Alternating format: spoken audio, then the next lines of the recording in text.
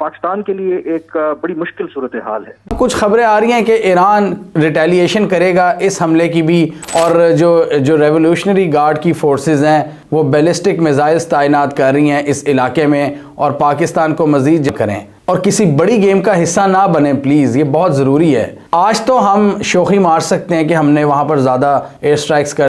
आगे आने वाले 24 घंटे अब बहुत अहम हो गए, यानी अब जुमे का दिन और हफ्ते का दिन ये इंतहाई अहम डेवलपमेंट इसलिए भी है क्योंकि अभी इसी हफ्ते आप देख लें कि भारतीय वजीर खारजा जो हैं उन्होंने ईरान का दौरा किया, बड़ी खुफिया मीटिंग्स हुई।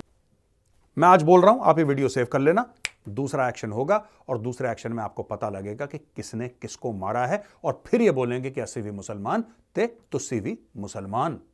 ठीक है नहीं, एक दूसरे की फिर गर्दनें ये लोग रेदेंगे दोस्तों। फिर चीन को दोनों में से चाहिए क्या, इसलिए चीन ने दोनों की बात करी। चीन ने कंडेम नहीं करा ईरान को, उनको पता है कि भारी इसमें ईरान है। ये तो फोकटियां हैं, ये तो मांगने के लिए पहुंच जाते हैं। यही वजह है कि मैंने कहा कि पाकिस्तान इस वक्त पूरे तरीके से हाई अलर्ट है, और वही सवाल उठाया जा रहा है कि अब क्या होगा।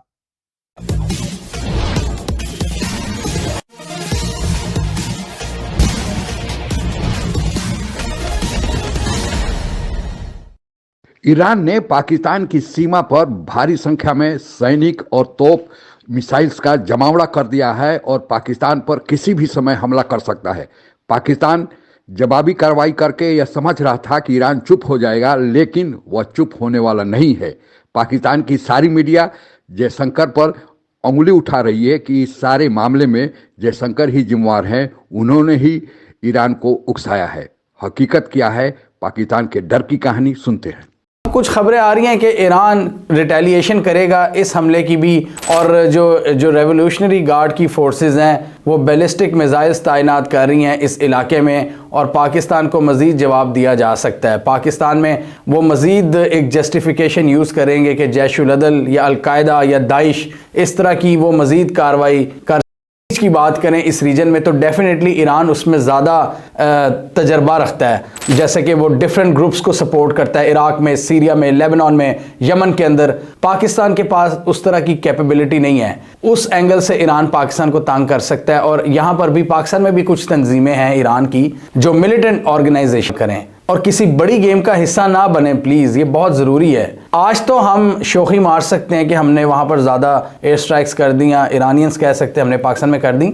ये पाकिस्तान और इंडिया वाला सीन नहीं है जहाँ पर आप सेलिब्रेट करें। ये कोई कन्वेंशनल एनिमीज़ नहीं है, ये दो इस्लामी ब्रदर ममालिक हैं। इनको आपस में मिलजुल कर बैठना चाहिए, और ये देखना चाहिए कि बहुत सी ऐसी कुव्वतें हैं जो इस रीजन में अमन नहीं चाहती, तो उनके हाथों में मत खेलें। इससे हमारा फायदा नहीं होगा, उन्हीं का फायदा होगा डेफिनेटली। कोई और फोर्सेस इनको भड़का रही हैं और ये उस भड़कावे में आ रहे हैं, बिल्कुल ऐसा मत करें। ये ईरान के लिए भी एक पैगाम है कि आगे आने वाले 24 घंटे अब बहुत अहम हो गए, यानी अब जुमे का दिन और हफ्ते का दिन ये इंतहाई अहम हो गए, और कुछ सवालों का जवाब तो मैं आपको आगे चल के देता हूँ। देखिए, ईरान माजी में इराक और शाम के खिलाफ उसने ड्रोन हमले, तोपखाने और रॉकेट इस्तेमाल कर चुका है। पाकिस्तान में हमले से एक दिन पहले ईरान ने इराक और शाम पे बैलिस्टिक मिसाइल्स दागे थे, और दावा किया गया कि वो इसराइली अफवाज और ईरान मुखालिफ दहशतगर्द गिरोहों की जासूसी के अड्डों को निशाना बना। लेकिन पाकिस्तान के खिलाफ इसका ये हमला जो है अभी तक एक पुरस्कार चीज लगता है। ये एक अहम डेवलपमेंट इसलिए भी है क्योंकि अभी इसी हफ्ते आप देख लें कि भारतीय वजीर खारजा जो हैं उन्होंने ईरान का दौरा किया, बड़ी खुफिया मीटिंग्स हुई उनकी। लेकिन ईरान को पाकिस्तान की हिमायत से महरूम होना पड़ेगा। पाकिस्तान ईरान के करीबी दोस्तों में से एक था, और ईरान और अरब ममालिक के दरमियान सालिस का किरदार भी अदा करता रहा है, और उसकी हमने प्राइस भी पे की है।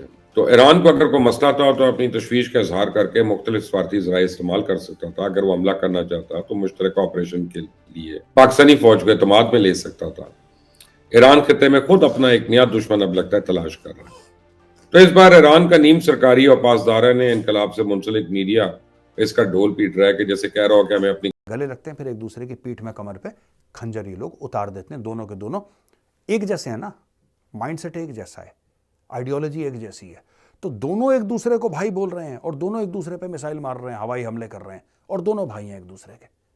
अब ये कैसे भाई हैं? भगवान इस भाईचारे से बचा। अगर ऐसे किसी को भाई मिल जाए तो फिर दुश्मन की क्या जरूरत है? मैं एक और बात बताऊं आपको, मैं आज आपको गारंटी दे रहा हूं, कुछ समय के बाद आप देखेंगे कि दूसरा एक्शन हुआ है। मैं आज बोल रहा हूं, आप ये वीडियो सेव कर लेना। दूसरा एक्शन होगा और दूसरे एक्शन में आपको पता लगेगा कि किसने किसको मारा है, और फिर ये बोलेंगे कि असी भी मुसलमान ते तुसी भी मुसलमान। ठीक है नहीं, एक दूसरे की फिर गर्दनें ये लोग रेदेंगे दोस्तों। यही वजह है कि मैंने कहा कि पाकिस्तान इस वक्त पूरे तरीके से हाई अलर्ट है और वही सवाल उठाया जा रहा है कि अब क्या होगा। देखें, ये इस कत्ल पर इब्राहिम रईसी का ये कहना है कि हम इस कत्ल का बदला लेंगे, हम खून के एक एक कतरे का हिसाब लेंगे।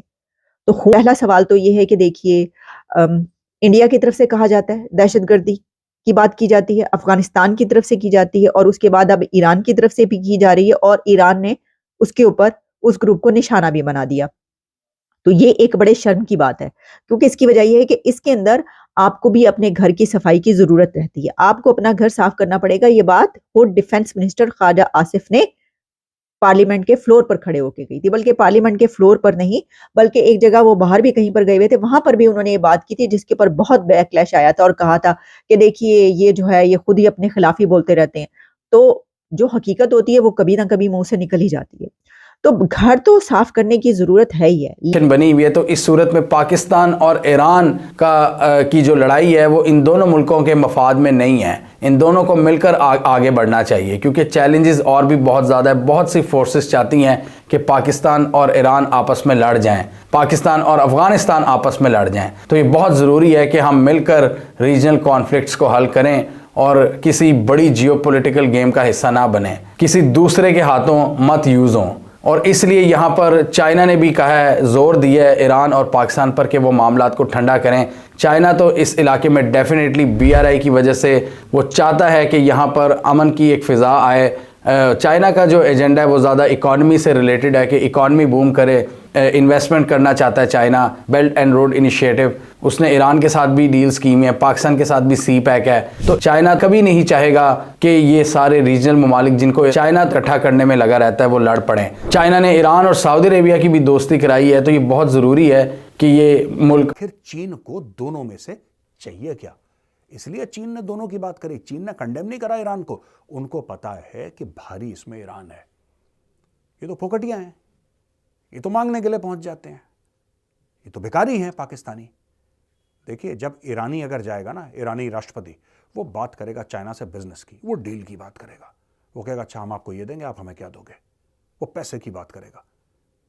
ये एक ही एजेंडा, ये टाई वाई लगा के सेंट वेंट छिड़क के कटोरा लेके सामने पहुंच जाते हैं। भाईजान बड़े दिन हो गए, मिला नहीं, बड़ी याद आ रही थी आपकी। ये होता है इनका आर्मी चीफ भिखारी, इनका प्रधानमंत्री भिखारी, इनका राष्ट्रपति भिखारी, इनके कौम का बंदा बंदा भिखारी यार। ठीक है, अब देखिए ये कंपैरेटिव देखिए दोस्तों। ईरान की जो इकोनॉमी है वो है 454 बिलियन US की। आप अगर हमसे जुड़ा रहना चाहते हैं तो कृपया मेरे चैनल को सब्सक्राइब करें तथा बेल आइकन भी दबा दें, ताकि नई वीडियो की जानकारी तुरंत आप तक पहुंच जाए। धन्यवाद। जय हिंद।